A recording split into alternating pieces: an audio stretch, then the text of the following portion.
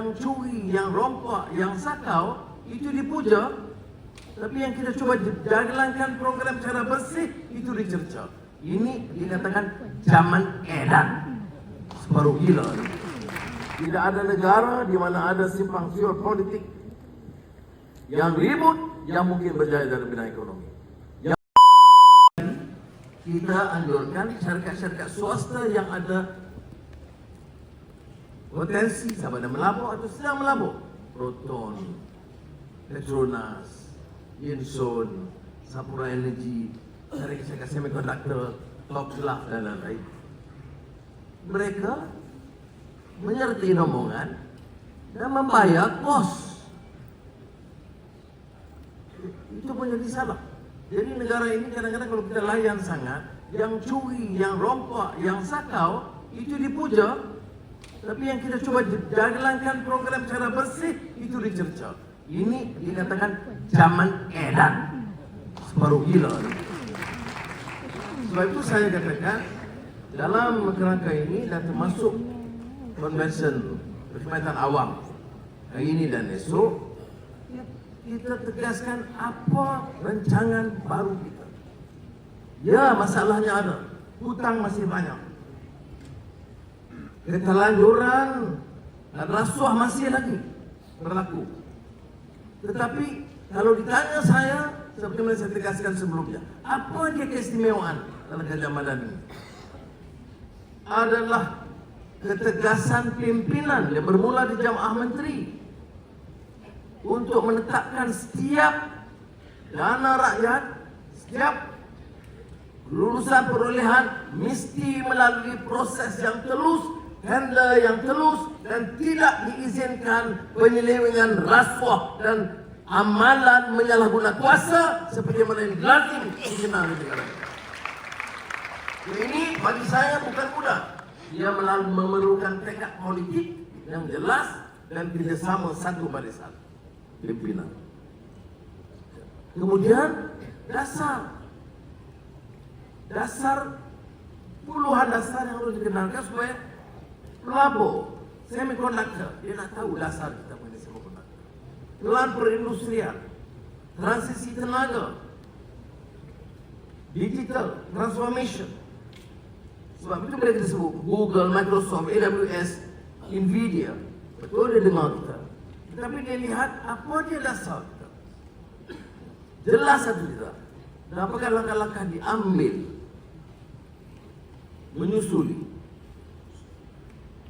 keputusan dasar dan tindakan-tindakan sesuai. Dan kita akui apa keistimewaan kita. Tidak ada nada bongkak dan sombong. Setiap pakar yang datang, bermula daripada ulama, seperti Syekh Abu Bakar Song, muhaddis, menguasai hadis Sahih Bukhari terkenal di dunia. Kita ambil manfaat, kita dengar, minta dia latih. Datang Google, kita dengar pandangan. Apa kekuatan kita, apa kelemahan kita, apa yang dilakukan oleh negara-negara yang lebih maju, lebih berjaya daripada kita.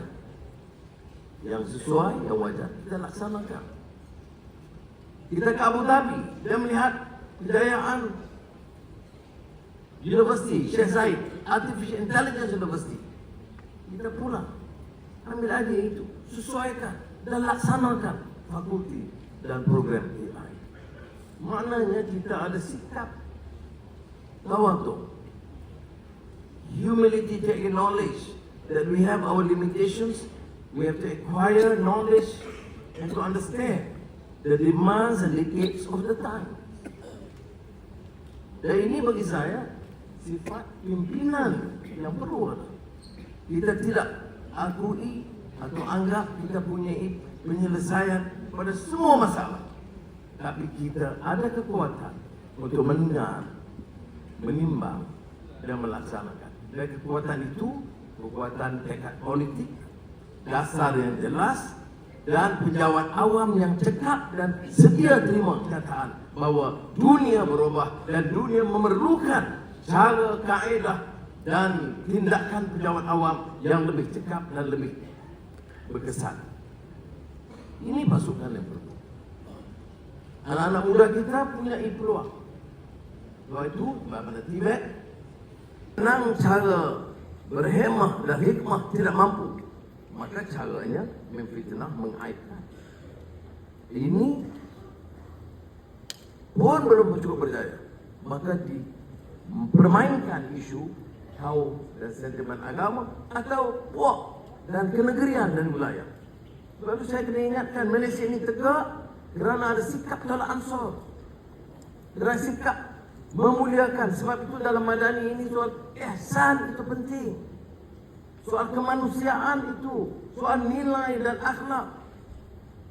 Kita berbeza dari segi kaum, dari segi bahasa, dari segi agama, dari segi budaya, dari segi warna kulit, tapi kita ada kekuatan kerana kita terima kenyataan tentang karamah insaniyah itu sendiri, mana mengangkat martabat manusia. Perbedaan-perbedaan harus dibicara, dirunding secara baik.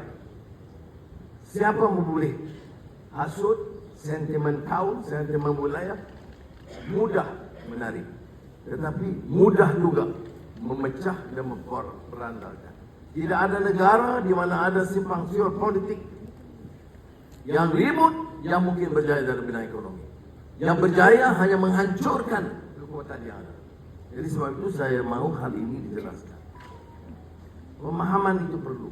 Dengar, teliti. Jangan permainkan isu-isu yang mungkin merusakkan. Sebab itu saya puji tindakan pada penguasaan. Sama ada PDRM, SPRM, LHDN. Tak boleh amalan-amalan itu. Kamu ada kekayaan, kamu ada pengaruh.